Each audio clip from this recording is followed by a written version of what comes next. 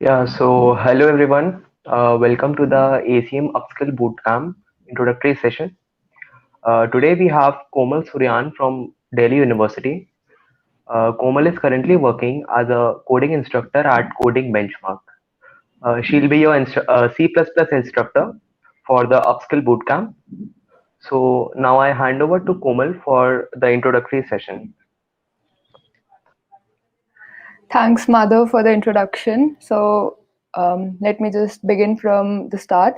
I am Komal Suryan, currently a student in Delhi University, pursuing BSc Computer Science, and I am going to be your ACM Upskill Bootcamp online coding instructor, and I am going to take C++ as this live 20-day session goes on.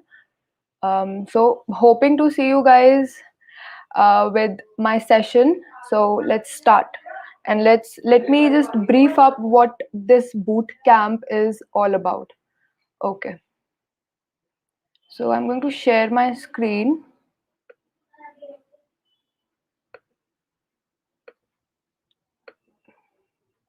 Is my screen visible? Anybody who can? Okay, so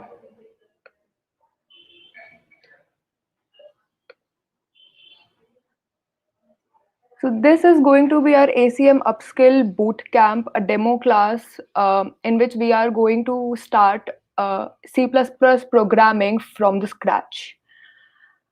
This is about me. As I told you, I am a student myself and a coding enthusiast. I have worked as an online coding instructor before, and I have an experience with students how to teach programming, how to take up real life projects, real life programs.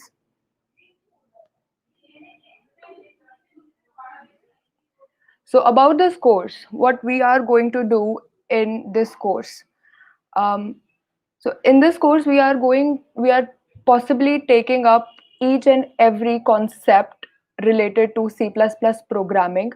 C++ is not a very fresh, is not a very new language. We all are aware of it. C++ has been the native language from decades, and it's not like those fresh languages which give us a lot of flexibility. C++ is sort of complex, but I'll try to make everything simple and sorted in this session. We'll play around, we'll touch almost each and every basic concept, be it pointers, be it variables, be it functions or classes or operators or anything. My major objective will be that you guys develop basic programming skills, so that even if you drop C++ in future and try to learn some other language, probably Python or JavaScript or anything, you have an idea what basically is a programming language, how you deal with logic building, how you deal with problem solving skills. So about this boot camp, I am going to take this boot camp, and if I'm not wrong, this boot camp is going to start from 16th of Feb, around that. So one thing about this boot camp, we are going to take live sessions. It's not going to be some recorded video or some recorded presentation that someone will be talking about. I am going to be in that session, and I am going to take live classes. If at all you miss the live session, if at all there is some emergency and you don't attend it, there are going to be recorded live sessions, and you can go through them and you're good to go. You are going to get a certificate from Merge Intern and ACM IIT Dhanbad. So that's how the certificate is going to look. You are going to be certified after that, after this boot camp gets over. So let's talk about the syllabus of C++. With my ongoing session, which I am going to take for 20 days, I am going to talk about syllabus in a very detailed way.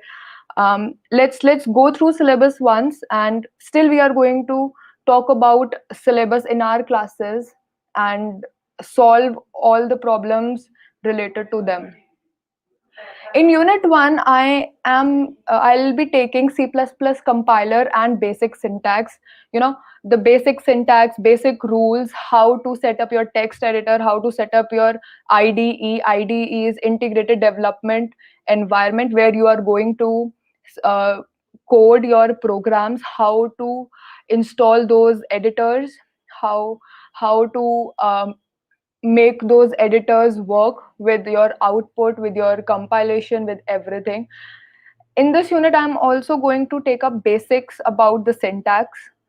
For example, what all preprocessors we are going to use, what is the meaning, what is the meaning behind each and every syntax, what are the basic keywords that are required in order to frame your basic program.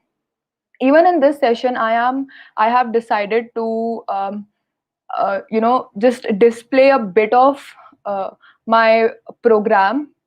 It's going to be a very basic program, just to show you guys how C++ looks. So let's move on.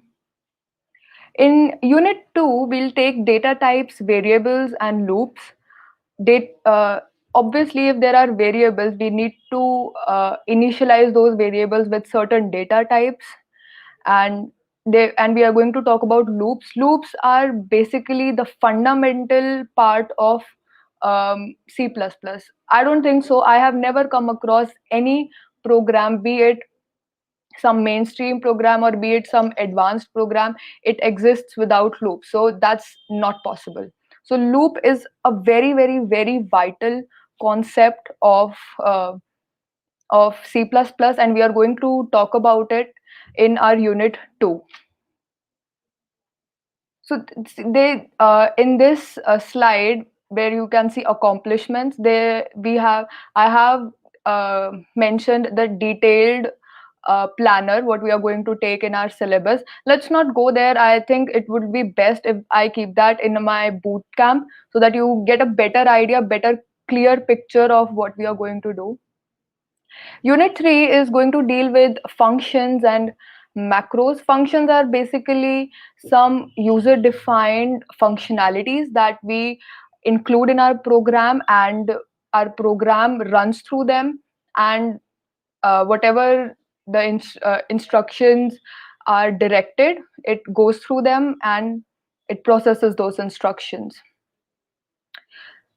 In unit 4, we are basically going to talk about object oriented programming.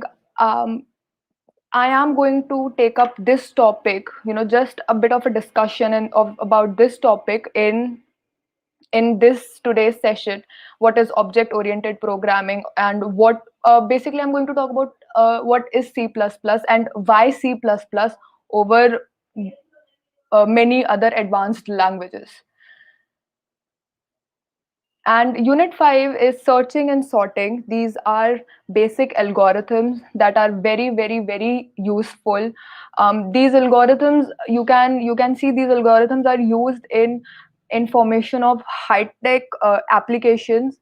You can see one of these sorting or searching techniques. So this was about my boot camp, what I am going to take. This was like a planner, and I think this covers basically everything. And I hope you somewhat get the idea what we are going to take up for the next 20 days, and I hope this idea excites you. And my wishes, and I hope that you registered to our course and get started with your journey. And C++ is an amazing language to start with. Okay, let's talk about C++. I should stop sharing my screen first.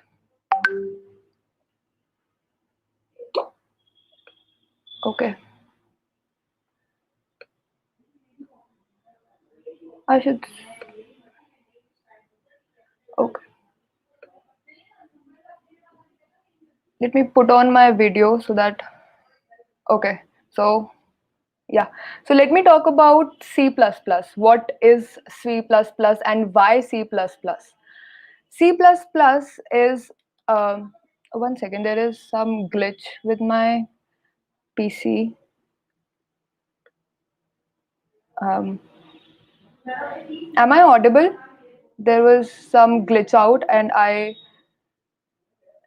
am I audible? Madhav, can you give me a Yes, heads up? Komal. Yes. Okay, okay. So let me talk about C++, a basic introduction of C++. And me being a programming student, I have had a lot of friends, my cousins who are younger than me, and they approach me and they ask me, what programming language should I start with? And they have this uh, statement, this person was suggesting me that I should start with Python, or I should start with JavaScript, or somewhat these languages. And I get very skeptical. I mean, who are those people who are giving these suggestions?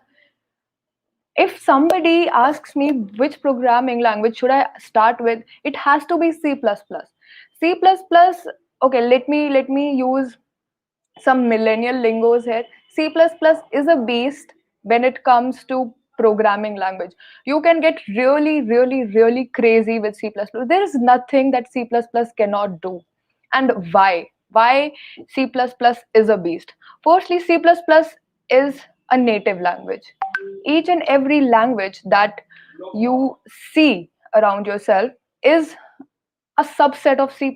C++ is a superset of all programming languages. C++ is a language that deals with compiler and linker. Okay, let me talk about Java and other languages. What is Java?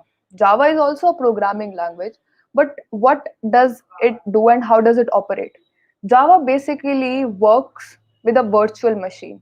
Let's not talk about these terminologies. Let's not go into these complex terminologies. Let's just call my virtual machine as a translator. Java machine works with a translator. Translator is some is something that converts your file into some executable form, and I'll give it some score. But what I see with C++ is C++ works with a compiler and a linker. For example, you are coding something in C++. You coded, for example, you coded, let's just say, area of circle. You created a program and you and it finds out area of circle. It takes an input and the output is area of circle. That is your source file. That is called your source file.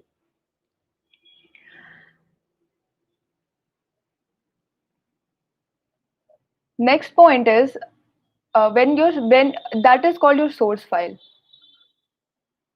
After you compile it, after you run it through the compilation, it goes through compiler. What does compiler do? Compiler converts it into an executable binary. What does a compiler do? It converts it into an executable binary. And that executable binary, let me be very simple. I just don't want to go into some complex words, and let's just say the executable binary directly contacts the CPU. How easy it is, like, uh, source file gets through compiler, gets converted into an executable binary and reaches the CPU just directly. And where are processing taking place? It's CPU, right? CPU is the only checkpoint where all our processing is taking place. So that's the direction, that's the easiest direction that's happening. Source file, compiler, executable binary, and CPU directly. Let's talk about object oriented programming and generic programming. There are many programming languages, those are procedural programming languages. C++, whereas C++ is an object oriented programming languages. It works with objects. It works with instances. It doesn't work with, rule 1, rule 2, rule 3, rule 4. It doesn't work like that. It works if I am making a source file. It will uh, divide my program into various parts, into various objects. If at all there is a need of creating a copy of some object, then it will create a copy of an object. And it is very easy to deal with small compartments of programs. Am I right? It is very easy to deal with small compartments of program. Also, C++ is a generic programming. What do you mean by generic programming? Generic programming is you don't really have to initialize from the very beginning that if you're working with integer, or if you're working with a character string, or if you're working with float, you can customize your code.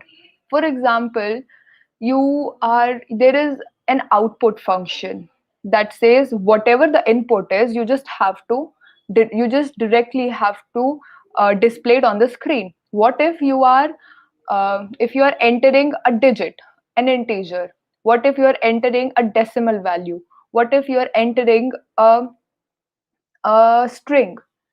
So there are options in C++. C++ deals with this hazard. In C++, either you go and make three different programs, one for integer, one for decimal, and one for a string, or you can simply go and be like, I'm just creating one program, and if it gets an integer value, the program will modify itself and um, display it on the screen. If it is getting a decimal value, then it will automatically change its data type and display it on the screen. Um, and same thing for the string as well. Okay, so let's talk about some text editors that we are supposed to see, that can help us code in C++. I've used Xcode. I have used VS Code as well. I suggest each and everybody to use VS Code. It's very easy. You can just simply, let me just share my screen so that I can show you what is VS Code. Um, can you see my screen? Uh, okay. This is VS Code.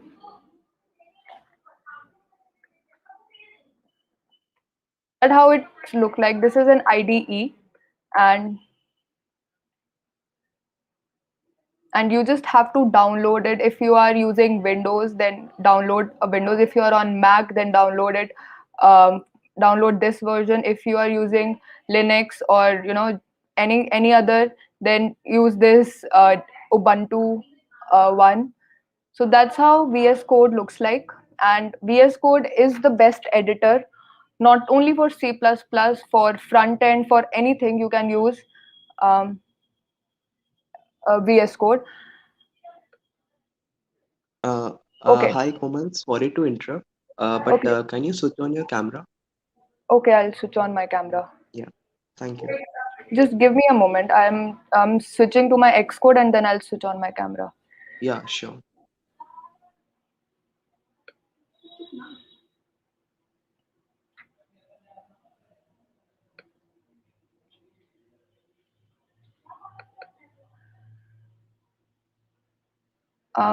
Just give me a moment, and I'll be there on the screen.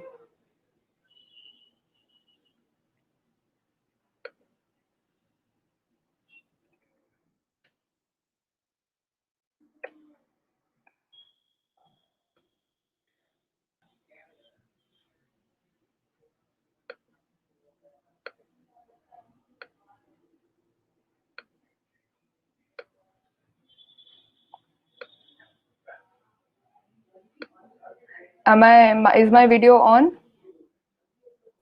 Yes, Komal. There. Okay, now I'm sharing my screen as well.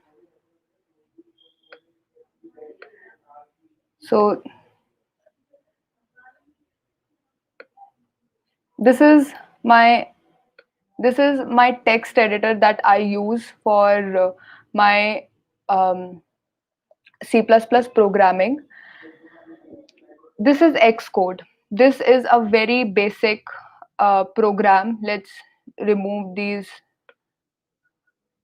These are not necessary. This is a very, very basic program, a C++ program. Let's talk about these basic syntax that we can see. This include IOStream, int main, std out, and these things. Let's talk about these. Can you see this hash include IOStream? If at all you see these things, like anything which starts from hash include and angular brackets, and then a weird name like IOStream um, or string library or anything, if you see this thing, just call them preprocessors. Okay, just call them preprocessors. What happens is when I go and compile my program gets compiled, but my program has to process this statement first. What does the statement do? There are so many definitions in the backend. Okay, so how do we know that this is a keyword? How do we know that this is performing something? I mean, where who has defined it? So either I just define it, I just uh, define it in my code, or what I can do is I can add preprocessors in my program. What does my preprocessor does is there are some functionalities. For example, getting an output is a functionality. Displaying a string is a functionality.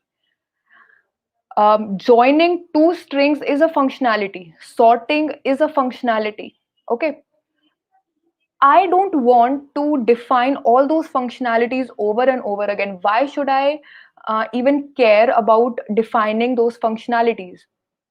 I mean, that would be very stupid, right? If at all someone has defined all these functionalities and I am just picking them up and using it in my code, I need to add an extension that, okay, I am using this functionality and this functionality can only be associated with my code when I add this preprocessor. So preprocessor is nothing but a directory or a library that gets added in your code, and it allows us to use each and every functionality that is defined inside it. Next is this main function. Okay, main function is the driver's code. We call main function as the driver's code. Why we call it a driver's code? For example, I have I have from 9, let's imagine from 9 to 20, I have a code written. Okay, let's just say there is some code in between this 8th line and this 21st line. Do you think that after the processing and after the addition of my preprocessor in my code, do you think that the control from this 8th line goes to the next line? It never goes to the next line. It always goes to the main. If my main is just under my preprocessor, the control will reach here. So we have to remember this thing. There are a few things that we have to remember about my int main. Firstly, it's called the driver's code. Secondly, your C++ program cannot exist without this segment. If you are making a C++ program, it cannot exist without your driver's code, that is int main. Third is, after the processing of your uh, preprocessors and everything, the directory and the libraries, everything that we have initialized, the control goes to int main. Okay, the control goes to int main. Can you see this integer? um there is a thing that I was seeing.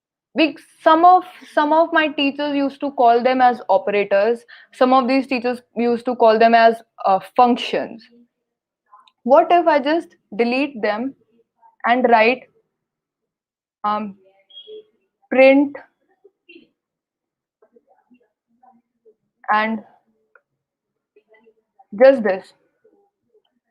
Let's not worry about errors and all. I'm just making a point here that if at all I replace my left angular brackets with print, this makes a whole lot more sense. That okay, now I know what does my program does here. It is basically printing hello world in my output, on my output screen, on my console. So I like to denote those angular brackets as functions. Somewhere in my backend, see, I am going to talk about backend um, many times because that's how we are able to use these things in our main program. That's how we are able to associate our program with these basic keywords and with these basic um, tokens or operators or whatsoever. If I remove them, this and use this, let's just somewhere the developer has defined print instruction as an angular bracket. Somewhere the instruction has said, okay, wherever you are going to see an angular bracket, it means that it is a function. It is a print function. That's what it means. Okay. In about 15 minutes, I am going to take all your doubts regarding the enrollment, regarding what I taught, regarding the boot camp, regarding everything. So I'll try to wind this up in next 15 minutes. And for the last 15 minutes, we'll take uh, the doubts. Is it fine, brother? I think 15 minutes is more than enough for doubts. Yes, Komal. Okay. Okay. So this was about, and now let's talk about STD colon colon. Okay, let me just take an example. For example, there are two people. One is one is Ria and another is Tina. Ria created a program and called it, let's just say, Ria made a program and called it template. Okay, and it has some functionality. Even Tina made a program and called it template. Both of them made their programs, and both of their programs are named template. Now, if I want to use a program, for example, I discovered that Tina's program is much more efficient than Ria's program. What I'm concerned about is it takes lesser memory. It has better outcome. It is user friendly. It is That's what we judge, right? If I am to judge a program, an efficient program, what all are the parameters for those things? I'll see, okay, it's taking lesser memory, it's compiling in a very lesser time, and it's very user friendly, and it doesn't let me do any manual work. It's all so efficient. So that's how I discovered. So I discovered that Tina's program is much more efficient. So if I go somewhere and I ask, okay, I want to install Tina's program, or I want to use Tina's program, and I'm really not a fan of Ria's program. So what I am going to do is, I am since they both have their programs named Tina, what I'm going to do, both of their programs are named template. What I'm going to do is, I'm just going to ask, okay, I need a program which is named template, and it should be named and it should be made by Tina. Let's just use, I'm just using my Xcode as a text editor. So what I'm going to do is, I'm making Tina colon colon template. This is going to be my instruction. So I want this to get installed. I am just using this kind of instruction. This kind of syntax doesn't really exist anywhere. I'm just saying how my these namespaces work. So what I did is, in order to avoid any naming conflict in future, I just added Tina and template, and I just want to install it. This, what does this mean? Template, a name of a program that is created by Tina, it gets installed. In the same way, in this situation, 𝐂𝐤𝐴𝐚, which is present in the std library, the standard library, it gets added in my function. There, we don't know how many 𝐂𝐤𝐴𝐚 is defined in the backend. There can be various libraries which are defining 𝐂𝐤𝐴𝐚, or which are defining this print function. So what I want to use is, I want to use 𝐂𝐤𝐴𝐚 from this standard library. So that's why I'm using std : and 𝐂𝐤𝐴𝐚. Let's talk about a good practice and a bad practice thing. Um,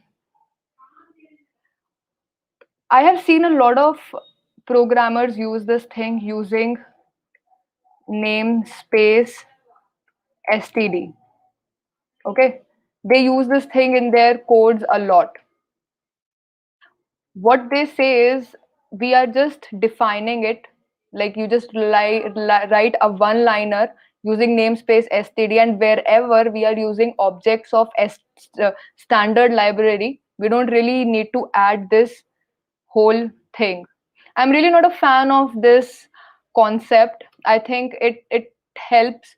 um, some of our programmers use this method.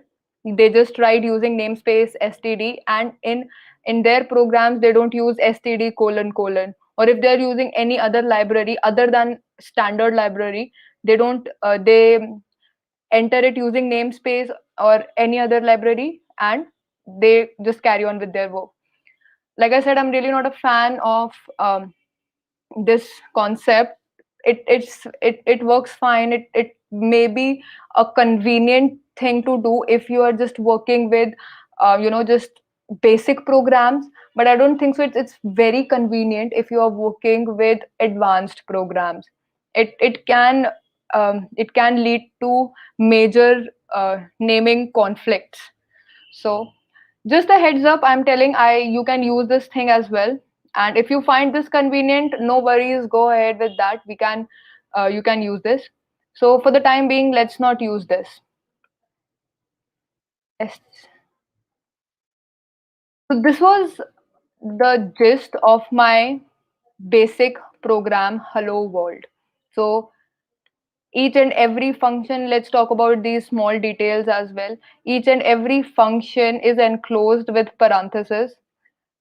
Any function that you are making, it is enclosed with parentheses. Okay, not only int main, it is any function is enclosed with parentheses. There is an additional speciality with int main. I don't know if I have mentioned it earlier or not. Int main, being the driver's code, you really don't have to mention its return type. I was really, I emphasized on this point, that I emphasized on the importance of returning 0, and being, and the control gets out of your function. But with int main, you really don't have to add this statement. You can go without adding it, and your program will work just fine. Okay. So in my next session, I am going to explain how to take your output on the terminal, how to see if your system has G++ compiler. That's what we are going to do in our next class. And let's just talk about the output. So this is how you run the code. You just have to press this on Xcode, obviously. On Xcode, that's how it runs. And you get the output here. It might take a while, it's building and it's compiling, it's running. It might take a while. So that's how you build it. Those who don't have Xcode, I don't really use it. See, you can see it comes here, X hello world. That's our output. This is our console. So this is our output. Um, from in my live sessions, I'll explain how to take your output through the terminal. You have to um, just learn a few command prompt instructions, and you can from there you see what was my objective. My objective was, this is a source file. What is it? This entire from line 1 to line 20, this is my source file. My objective is to send the source file, to run my source file through the compiler or any linker, if at all my program is using any abstract files, through the linker, so that those abstracted files, those encapsulated files, get attached to my program, and then it goes through CPU, where my actual processes are taking place. Okay, so this is my source file. You just for the time being, let's just cram this concept that source file, compiler plus linker gets converted into an executable binary, and then you get the output on your console. In the next class, like I said, I'll explain it how to take your from the terminal, and that's really interesting. And in my next class, I'll probably talk about some more basic syntax, some more basic preprocessors, and data variables, and all these stuff. So this is how your terminal looks like, though. Let me just show you. This is how your terminal looks like, and we just have to write a few commands, and we'll get. I don't really know the um, okay, maybe I can take the output, but I'll explain it also if I have time. Mridul, do we have time so that I can carry on, or you want to take the doubt sessions? I guess it will be better if we take the doubt session. Okay, okay, I'll stop sharing my screen now. Yes. Okay, okay, you can carry on with the doubts.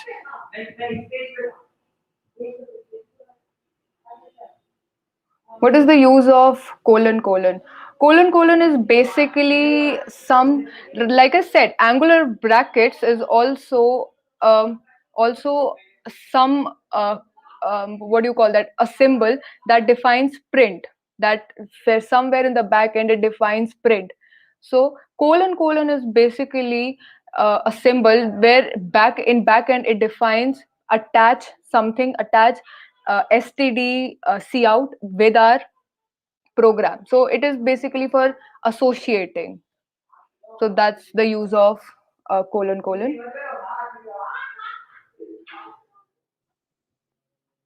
Um, are you convinced with my answer though?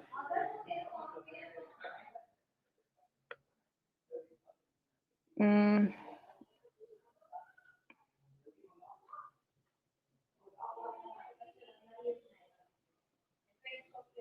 I really cannot see anything. Madam, will you teach time complexity? I can take that. No doubt, I can take time complexity, but that's a concept that you really need to understand data structures first and algorithms first. But I guess we can take time complexity when I'll take searching and sorting algorithms. So we can cover that. I can give a brief introduction. These are just three concepts. It's not a big deal. So we can take that.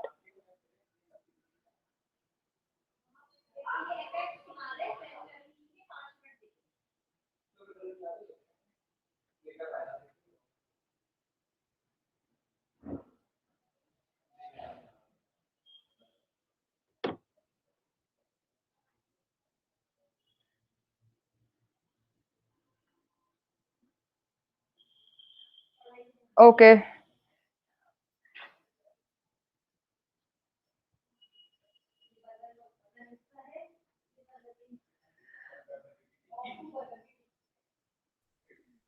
So I hope Komal everyone has their doubts clear, Okay. and thank you so much for this introductory session.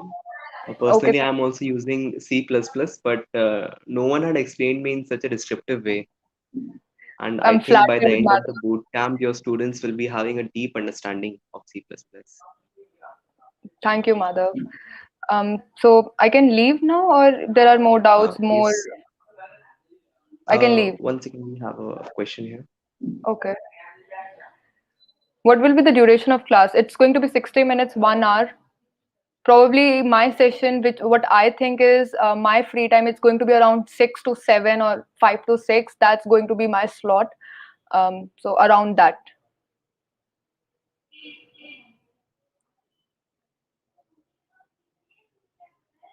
Okay. So this is going to be a 1 hour session for next 20 days. Probably starting from 15, 16. I'm not sure about the date.